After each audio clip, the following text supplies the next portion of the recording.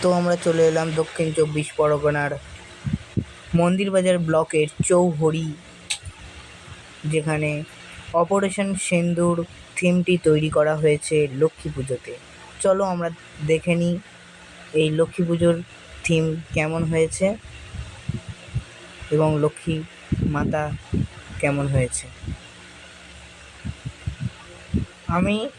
আমি আমার 4 বন্ধুকে নিয়ে চলে গেলাম। 4 বন্ধু আমার পিছন পিছন আসছিল, আমি ভিডিও করে যাচ্ছিলাম।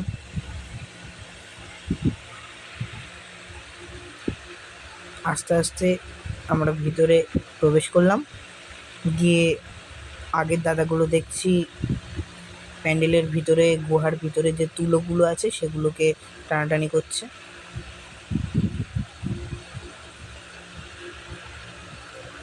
এবং আপনাদেরকে দেখিয়ে দিচ্ছি যে মাতা লক্ষ্মী কেমন দেখতে হয়েছে। ভিতরে কয়েকজন দাদু এবং ব্রাহ্মণ আছে। বেশিক্ষণ ওখানে দাঁড়াতে দিচ্ছে না বলে আমরা ওখান থেকে বেরিয়ে যাচ্ছি।